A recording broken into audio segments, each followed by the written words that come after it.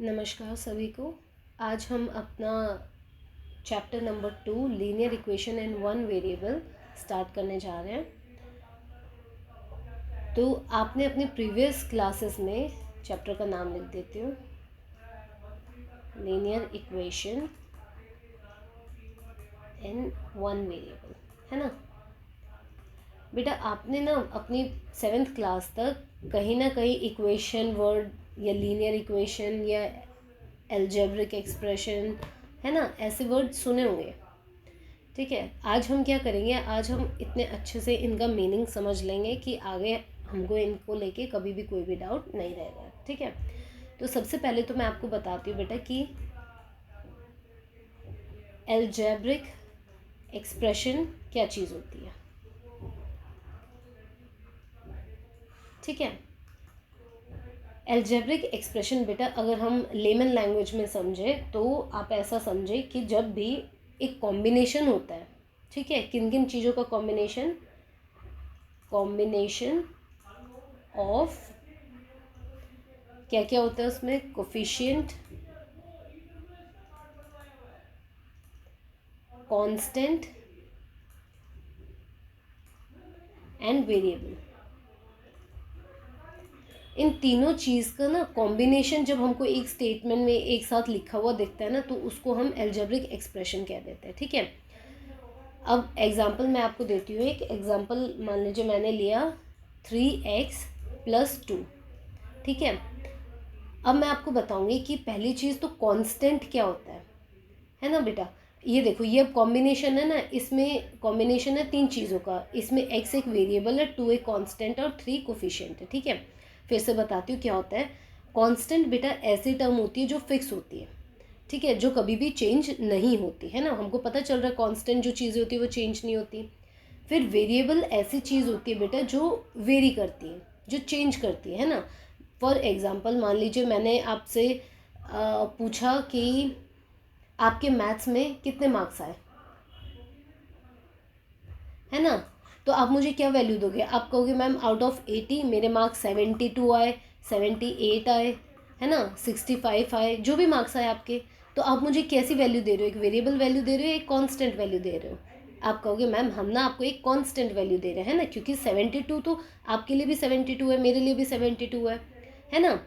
लेकिन अगर मैं क्वेश्चन पूछती हूँ किसी से, मान लीजिए मैं आपसे क्वेश्चन पूछती हूँ कि what is good score in maths, ठीक है, तो आप मुझे कहोगे मैम आउट ऑफ 80 78 एक गुड स्कोर है। ठीक है, किसी के अकॉर्डिंग 65 एक गुड स्कोर हो सकता है, किसी के अकॉर्डिंग 32 एक गुड स्कोर हो सकता है, किसी के अकॉर्डिंग 55 एक गुड स्कोर हो सकता है ना बेटा। तो जब मैंने इस क्वेश्चन पूछा कि गुड स्कोर क्या है, तो डिफरेंट लोगों के लिए वो वैल्यू डिफरेंट हो सकती है ना। तो जब भी डिफरेंट लोगों के लिए वो वैल्यू डिफरेंट होगी तो हम उसको एक फिक्स कांस्टेंट वैल्यू तो दे नहीं सकते ना। मैं ऐसे कह सकती हूँ कि गुड स्कोर 78 है, ना 65 कह सकती हूँ, ना 32 कह सकती हूँ, क्योंकि डिफरेंट लोगों के लिए वो डिफरेंट है ना। तो मतलब वो सब के लिए वो चेंज हो रही है, तो अलग लोगों के लिए अलग है, डिफरेंट है, तो वेरी कर रही है, मतलब, है ना। तो हम क्या कह देते हैं कि एक्स मान लेते हैं कि गुड स्कोर एक्स है। अब एक्स की वैल्यू कुछ भी हो सकती है, किसी के लिए वो 55 हो सकती है, किसी के लिए 32 हो सकती है, किसी के लिए 65 हो सकती है, किसी के लिए 78 हो सकती है। ठीक है, लेकिन मैटर क्या करता है कि ये वेरिएबल है, ये वेरी करती है, ये जो वैल्यू है एक्स की वो चेंज होती रहती है। ठीक है, बट अगर अपनी मार्कशीट लेके आप जाओगे किसी के भी पास और अगर आपके मैथ्स में 78 मार्क्स है, तो आप उस मार्कशीट को देखोगे, आप भी 78 बताओगे, मम्मा देखेंगे तो मम्मा भी आपकी 78 बताएंगे, कोई पड़ोस वाले अंकल देखेंगे तो वो भी 78 बताएंगे, है ना। चाहे कोई भी उस मार्कशीट को देख रहा है, हमेशा वैल्यू क्या देगा, 78 देगा, यानी कि कांस्टेंट वैल्यू देगा, है ना बेटा। लेकिन जो वैल्यू फिक्स है वो कांस्टेंट होती है, और जो वैल्यू बार बार चेंज हो पा रही है या जो चेंजिंग वैल्यू होती है उसको हम क्या कहते हैं, वेरिएबल कहते हैं। ठीक है, और मैथ्स की लैंग्वेज में बेटा हम वेरिएबल को अल्फ़ाबेटिक टर्म से डिनोट करते हैं। ठीक है, X Y Z P Q R A B C, है ना, इस टाइप से हम उसको डिनोट करते हैं। ठीक है, तो जब भी आप किसी इक्वेशन के साथ एक्स देख रहे हैं, किसी इक्वेशन के साथ वाई देख रहे हैं, एक सेकेंड, जैसे इसमें हमको एक्स दिख रहा है, एक्स दिखने का मतलब कि इस इक्वेशन में 3 का मल्टीपल है एक्स, लेकिन एक्स की क्या वैल्यू है वो हमें नहीं पता, वो चेंज हो सकती है, वो वेरिएबल वैल्यू है, ठीक है। लेकिन यहाँ पे 2 क्या है, 2 कांस्टेंट है, जो वैल्यू चेंज ना हो, जो वैल्यू फिक्स है वो कांस्टेंट है। अब 3x की तो वैल्यू, अगर x की वैल्यू 1 हुई तो इस टर्म की वैल्यू क्या हो जाएगी, 3 हो जाएगी। अगर x की वैल्यू 2 हुई तो इस टर्म की वैल्यू क्या हो जाएगी, 6 हो जाएगी। अगर x की वैल्यू 3 हुई तो इस टर्म की वैल्यू 9 हो जाएगी, है ना। अब देख पा रहे हैं ना बेटा, हमेशा इस टर्म की वैल्यू चेंज हो रही है, यानी कि x की वजह से ये टर्म वेरिएबल बन गई है, ठीक है। और अगर सिर्फ x होता तो हम उसको उसको x को वेरिएबल कहते हैं, ठीक है। अगर x के साथ कोई न्यूमेरिकल डिजिट लग गई है, 2 लग गई है, 3x हो गया है, 10x हो गया है, तो ये क्या कहलाता है बेटा, ये इस वेरिएबल का कोफिशिएंट कहलाता है, इस वेरिएबल का कोफिशिएंट कहलाएगा।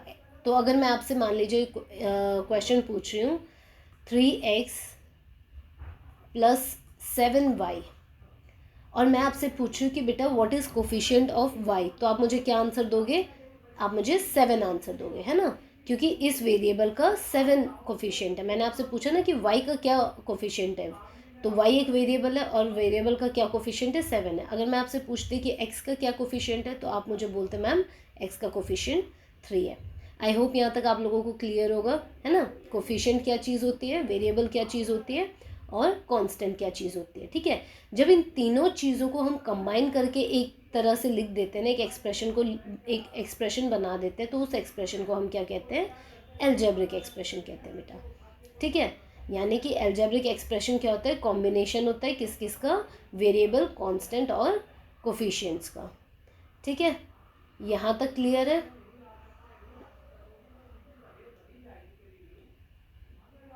ठीक है, अब मैंने आपको बता दिया है एल्जेब्रिक एक्सप्रेशन क्या होता है। आई होप आपको क्लियर होगा, ठीक है। इतना कोई मुश्किल चीज़ नहीं है कि समझ ना आए। एक दो बार अगर थोड़ा कंफ्यूजिंग लग रहा है तो वीडियो को बैक करके दोबारा से देखिए तो समझ आ जाएगा, ठीक है। नेक्स्ट क्या है, नेक्स्ट है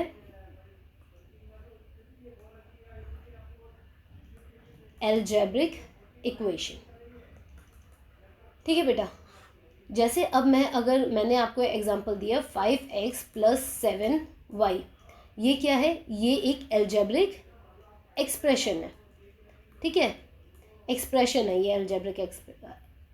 अगर मैंने इस एक्सप्रेशन के आगे इक्वल टू का साइन लगा के कोई वैल्यू रख दी, मान लीजिए 5 रख दी, जैसे ही एक्सप्रेशन के आगे इक्वल टू का साइन लगता है ये पूरी स्टेटमेंट क्या कहलाती है, ये इक्वेशन बन जाती है, ठीक है। इक्वल टू का साइन आते ही ये क्या बन जाती है, इक्वेशन बन जाती है बेटा, ठीक है। जब तक मैं इसको ऐसे लिख रही हूँ ना 3x² प्लस 5, तब तक ये एल्जेब्रिक एक्सप्रेशन है। जैसे मैंने इसको ऐसे लिख दिया 3x² plus 5 is equal to 10, जैसे ही इक्वल टू का साइन आया ये एल्जेब्रिक एक्सप्रेशन क्या बन गया, एल्जेब्रिक इक्वेशन बन गई, ठीक है। तो एल्जेब्रिक इक्वेशन आप क्या कह सकते हो, सेम एल्जेब्रिक एक्सप्रेशन तो होंगे ही होंगे कि कॉम्बिनेशन ऑफ कोफिशिएंट, है ना, कांस्टेंट एंड वेरिएबल, और साथ ही साथ क्या होगा बेटा, इसमें इक्वल टू का साइन भी होगा, ठीक है। तो एल्जेब्रिक इक्वेशन वो एक्सप्रेशन तभी बनेगा जब उसमें इक्वल टू का साइन होगा।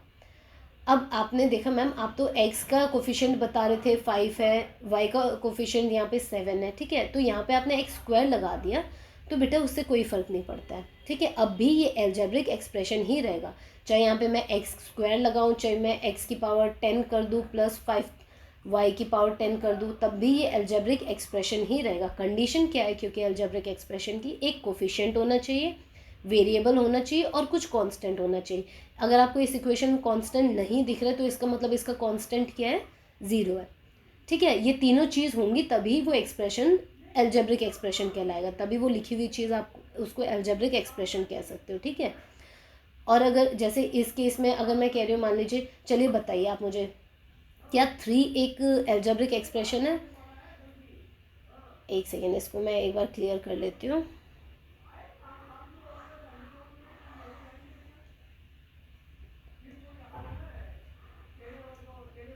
ठीक है बेटा, मतलब एक बार समझेंगे और थोड़ा इसको डिटेल में समझेंगे ताकि इन फ्यूचर कभी भी इसको लेके कन्फ्यूजन ना रहे। ठीक है। मैंने मेरा क्वेश्चन था आपसे कि क्या 3 एक एल्जेब्रिक एक्सप्रेशन है। एल्जेब्रिक एक्सप्रेशन की क्या कंडीशन है, कोफिशिएंट होना चाहिए, वेरिएबल होना चाहिए उसमें, और कांस्टेंट होना चाहिए उसमें। ठीक है, अब मैं आपको 3-4 एग्जांपल देती हूँ। पहले चलिए 3x² प्लस, आप कहेंगे मैम बार बार 3 क्यों ले रहे हो, बेटा इजी लगता है मेरे को बनाने में इसलिए। ठीक है, चलिए ये एक एक्सप्रेशन लिए, 3 एक एक्सप्रेशन लिए और 0 एक एक्सप्रेशन लिए, और मैंने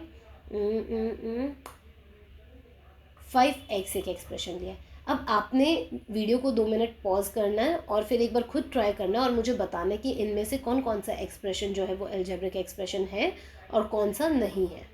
ठीक है, अगर आप वीडियो को पॉज करके खुद देख चुके हैं तो अब मैं आगे एक्सप्लेन करती हूँ।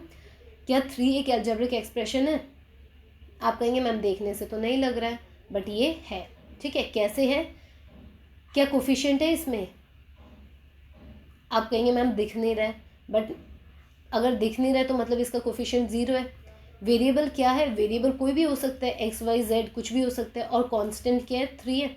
वेरिएबल तो कुछ भी हो सकता है ना बेटा, वेरिएबल, लेकिन ये पूरी वैल्यू 0 बन गई है क्योंकि इसमें मुझे अगर कोफिशिएंट दिख नहीं रहा है तो 100% इसका कोफिशिएंट 0 रहा होगा, तभी उसने इसको भी 0 बना दिया, इस वेरिएबल को भी 0 बना दिया, है ना।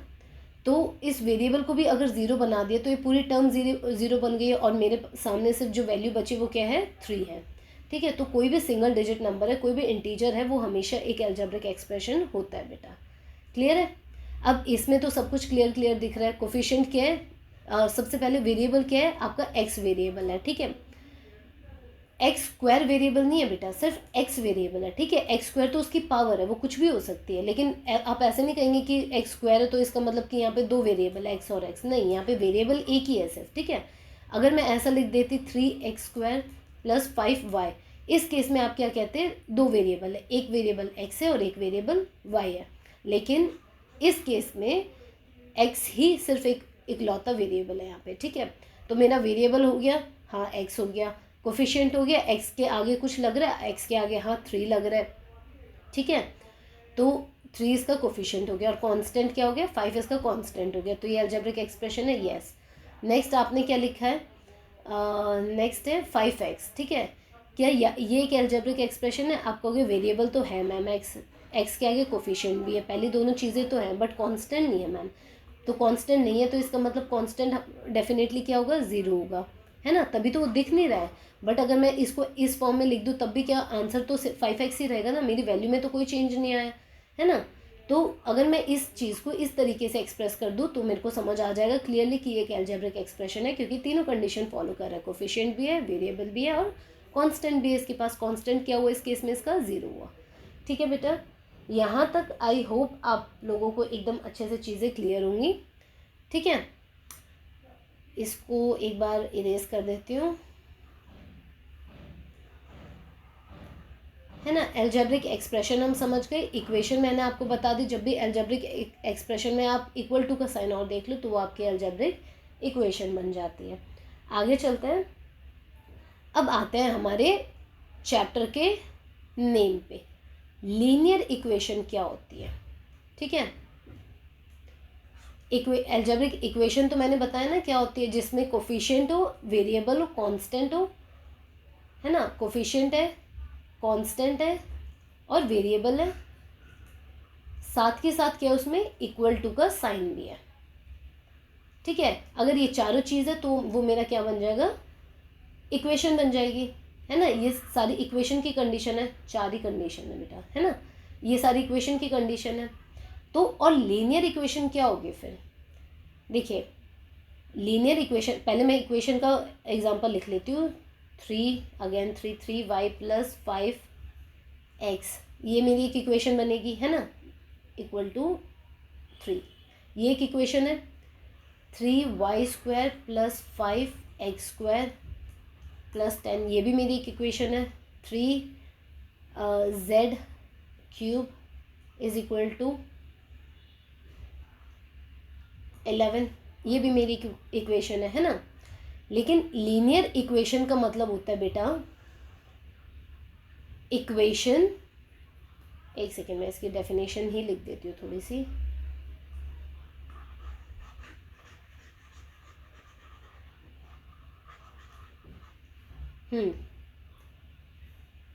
equation in which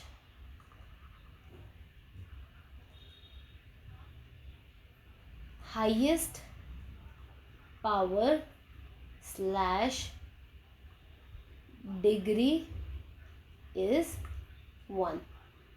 ठीक है, क्या कह रही हूँ मैं कि ऐसी equation in which highest power और डिग्री स्लैश डिग्री, डिग्री किस चीज़ की, डिग्री वेरिएबल की। ठीक है, वेरिएबल तो लिखा ही नहीं, डिग्री ऑफ वेरिएबल इज 1, है ना। कहने का मतलब क्या होता है कि इक्वेशन इन विच, ऐसी इक्वेशन जिनमें हाईएस्ट पावर या डिग्री, डिग्री में अभी आपको बताऊंगी क्या होती है, highest power of variable is 1। ठीक है, तो अब मैं देख रही हूँ इस इक्वेशन पे आ जाओ वापस। इक्वेशन तो है ना सारी, क्योंकि वेरिएबल है, कोफिशिएंट है, कांस्टेंट है। कांस्टेंट अगर नहीं दिख रहा है तो कांस्टेंट मतलब 0 है, और इक्वल टू का साइन भी है। तो सारी क्लियरली मुझे दिख रही है कि सारी इक्वेशन तो है। तो अब चेक करती हूँ कि इक्वेशन की क्या वेरिएबल की हाईएस्ट डिग्री 1 आ रही है। इसमें वेरिएबल क्या क्या है, x है, y है और x है। तो y की पावर क्या है, 1 दिख रही है ना। अगर ऊपर पावर नहीं लिखी होती तो इसका मतलब क्या होता है कि उसकी पावर 1 है। ठीक है, x की पावर क्या है, x की पावर भी 1 है। और मुझे क्या चाहिए, हाईएस्ट पावर जो है वो वेरिएबल की 1 होनी चाहिए। तो क्या ये इक्वेशन लीनियर है, आप कहोगे यस मैम ये इक्वेशन लीनियर है। ठीक है, नेक्स्ट में चेक करती हूँ वेरिएबल क्या क्या है। वेरिएबल एक y है और एक x है। ठीक है, तो y की हाईएस्ट पावर क्या है, y की हाईएस्ट पावर मेरी 2 है। z की हाईएस्ट पावर क्या है, z की हाईएस्ट पावर भी मेरी 2 है। और जैसे ही पावर 1 से बड़ी आई, 2 आ गई ना इस केस में, तो वो आपका क्या बनेगा, वो आपका लीनियर इक्वेशन नहीं होगा, है ना। ये लीनियर इक्वेशन नहीं है, क्योंकि लीनियर इक्वेशन के लिए कंडीशन क्या चाहिए कि वेरिएबल की वैल्यू आपकी 1 होनी चाहिए, है ना। मतलब वेरिएबल की हाईएस्ट पावर क्या होनी चाहिए, 1 होनी चाहिए। लेकिन इस केस में तो वेरिएबल की पावर 2 दिख रही है मुझे, तो ये आपका लीनियर इक्वेशन नहीं है। नेक्स्ट थर्ड वाली इक्वेशन में देखते हैं, इसमें वेरिएबल क्या है, z है वेरिएबल मेरा, है ना। और उसकी हाईएस्ट पावर क्या है, उसकी पावर है 3। तो क्या ये 1 के इक्वल है, नहीं 1 के इक्वल नहीं। जैसे ही 1 के इक्वल नहीं हुई तो ये भी हमारी लीनियर इक्वेशन नहीं हुई। तो इनमें से सिर्फ एक इक्वेशन लीनियर इक्वेशन है, फर्स्ट वाली। क्यों है, क्योंकि इनमें जो वेरिएबल्स यूज हुए हैं उन सब की मैक्सिमम पावर क्या है, 1 है बेटा। ठीक है, अब मैं आपको बताती हूँ कि डिग्री क्या होती है।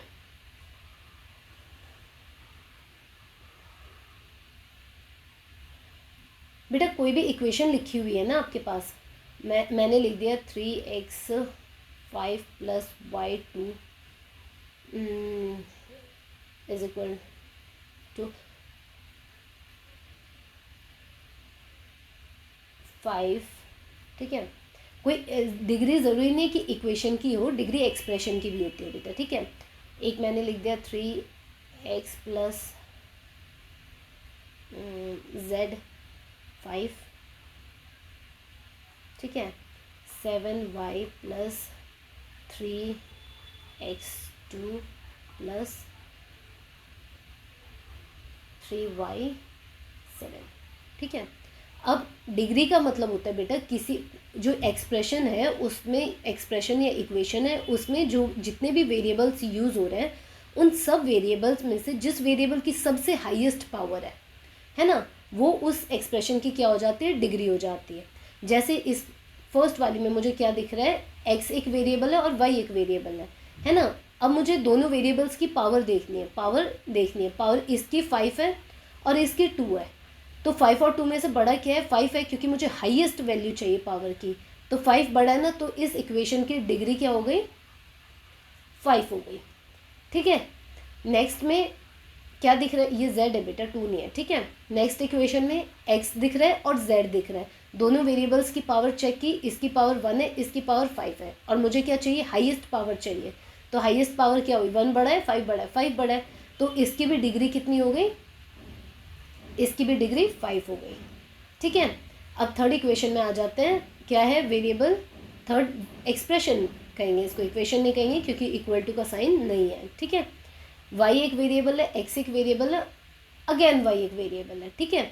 तो आप इसमें इस y के ऊपर 1 है डिग्री, इसके ऊपर डिग्री कह रही हूँ मैं, पावर इस y की 1 है, इस x की पावर 2 है और इस y की पावर 7 है। तो इसकी डिग्री क्या हो गई, डिग्री इसकी हो गई 7, है ना, क्योंकि सबसे बड़ी वैल्यू पावर में किसकी है, 7 की है। अच्छा, एक और एक्सप्रेशन लिख देती हूँ कि 7 की power 39x plus 10y5 plus 3z2, ठीक है। इस एक्सप्रेशन की बेटा डिग्री क्या होगी, इस एक्सप्रेशन की डिग्री, अगर आप में से कोई ऐसा है जो 7 की पावर देख रहा है ना, तो बेटा आप गलत चीज़ देख रहे हो, आपको हमेशा सिर्फ वेरिएबल की पावर देखनी है ना।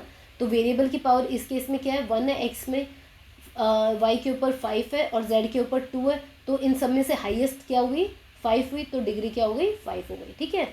मैंने ये काफ़ी 3-4 एग्जांपल्स के साथ एक्सप्लेन कर दिया, इतनी मुश्किल चीज़ है नहीं, आप लोगों को समझ आ जानी चाहिए अब तक, है ना। और अगर नहीं आई है समझ तो आपके पास कमेंट सेक्शन तो है ही बेटा, उसमें अपने डाउट्स लिखिए, मैं क्लियर करूँगी, ठीक है। आगे चलते हैं। जैसे मैंने बताया लीनियर इक्वेशन क्या होती है। अब लीनियर इक्वेशन ऐसे एक्सप्रेशन, ऐसी इक्वेशंस जिसकी हाईएस्ट पावर या डिग्री क्या होती है, 1 होती है ना। जैसे कि 3x plus 7 is equal to 5। Variable क्या है मेरा, सिर्फ x है, x की पावर 1 है ना। x की पावर क्या है, कुछ नहीं लिखा होता है, इसका मतलब पावर 1 है, x की पावर 1 है, तो ये मेरा कैसे है, लीनियर इक्वेशन है। 3x plus 7y plus 10z plus 12p is equal to 20, कैसी इक्वेशन है, पावर वेरिएबल क्या है, x है, y है, z है, p है, सबकी पावर क्या है, 1 1 1 है ना। तो हाईएस्ट डिग्री मेरी क्या हुई, इसकी डिग्री 1 ही हुई, और डिग्री 1 हुई तो कैसी इक्वेशन हुई, लीनियर इक्वेशन हुई। एक और example, 17x² plus 13y, x की डिग्री पावर कितनी है, 2 है, y की पावर कितनी है, 1 है, मैक्सिमम पावर किसकी है, हाईएस्ट पावर 2 है, तो डिग्री क्या हो गई, 2 हो गई, और डिग्री 2 होती ये इक्वेशन लीनियर इक्वेशन नहीं रही, है ना। आई होप आपको एकदम अच्छे से क्लियर है कि लीनियर इक्वेशन अब है क्या, है ना, क्या चीज़ है, किस चिड़िया का नाम है लीनियर इक्वेशन। अब बेटा आपके, ये तो हमने चैप्टर का आधा ही नाम समझा है ना, सिर्फ लीनियर इक्वेशन समझा है हमने। अब बचा हुआ आधा नाम इन वन वेरिएबल, ये भी देख लेते हैं क्या होता है, ठीक है। वन वेरिएबल मतलब वर्ड से ही आपको समझ आ रहा है कि एक ही वेरिएबल होगा। जैसे लीनियर इक्वेशन लिख रही हूँ मैं, 13x plus 7 is equal to 20, कैसी इक्वेशन है, लीनियर इक्वेशन है ना, क्योंकि वेरिएबल क्या है, x है, और x की पावर 1 है, पावर 1 होते ही क्या हो गया, लीनियर इक्वेशन हो गई। लेकिन वेरिएबल कितने हैं यहाँ पे, सिर्फ x एक वेरिएबल है ना, तो ये क्या हो गया, linear equation in one variable हो गई, ठीक है। एक और एग्जांपल देती हूँ, 25x plus 7y is equal to 13। Variable check करेंगे, वेरिएबल कितने हैं, एक वेरिएबल x है, एक वेरिएबल y है ना, दो वेरिएबल हो गए, और दोनों की पावर कितनी, इसकी भी 1 है, इसकी भी 1 है, दोनों की पावर जैसे ही 1 हुई वैसे मुझे ये तो समझ आ गया कि ये लीनियर इक्वेशन है ना, लीनियर इक्वेशन समझ आ गया। लेकिन इन कितने वेरिएबल, 2 वेरिएबल्स, ठीक है। आप सीनियर क्लासेस में पढ़ेंगे 2 वेरिएबल वाली, बट अभी के लिए आपके सिलेबस में सिर्फ 1 वेरिएबल है। बट आपको ये समझ आया कि जैसे वेरिएबल 2 गए तो लीनियर इक्वेशन तो है, लेकिन इन 2 वेरिएबल है। अगर वेरिएबल सिर्फ एक है तो वो लीनियर इक्वेशन इन 1 वेरिएबल है, ठीक है। अच्छा, एक और मुझे ये बताइए आप लोग कि अगर 13x plus 12 is equal to 5x, ये लीनियर इक्वेशन इन 1 वेरिएबल है या 2 वेरिएबल है, चेक करके बताइए। मतलब दोनों चीज़ चेक करिए, क्या ये लीनियर इक्वेशन है और क्या ये 1 वेरिएबल में या 2 वेरिएबल में। अगर आपको चीज़ें अब तक समझ आई होंगी, कॉन्सेप्ट समझ आया होगा, तो आप बड़े इजीली बता पाएंगे कि मैम वेरिएबल तो सिर्फ x ही है, दूसरा तो कोई वेरिएबल दिख नहीं रहा मुझे, y z p q r s t कोई भी दूसरा वेरिएबल नहीं दिख रहा, वेरिएबल तो x है। इस बात से कोई फ़र्क नहीं पड़ता है कि इक्वल टू के लेफ्ट साइड है, इक्वल टू के राइट साइड है, या कितनी बार वो x लिखा हुआ है, फ़र्क सिर्फ इस बात से पड़ता है कि आपकी इक्वेशन में आपको जब आप देख रहे हैं तो आपको कितने वेरिएबल दिख रहे हैं। मुझे यहाँ पे सिर्फ x ही दिख रहा है, दूसरा कोई वेरिएबल नहीं दिख रहा, तो मैं कहूँगी 1 है, वेरिएबल सिर्फ 1 है जो कि x है ना। और अब आप कहेंगे कि लीनियर है या नहीं है, तो x की पावर चेक कर लेते हैं, 1 ही है, इसमें भी पावर 1 है, तो ये लीनियर भी है। तो ये क्या हो गई, ये इक्वेशन लीनियर इक्वेशन हो गई इन 1 वेरिएबल। ठीक है, अब आपको बेटा क्लियर है, यहाँ तक मैंने सब एक्सप्लेन कर दिया। आपके लीनियर इक्वेशन पूरा चैप्टर का ही एक तरीके से इंट्रोडक्शन पार्ट हमने क्लियर कर लिया, ख़त्म कर दिया है ना। अब हमारी नेक्स्ट क्लास में हम देखेंगे क्वेश्चंस को कैसे सॉल्व करना है। ठीक है, एक्सरसाइज 2.1 से स्टार्ट करेंगे नेक्स्ट क्लास में। जब तक के लिए बाय बाय, टेक केयर।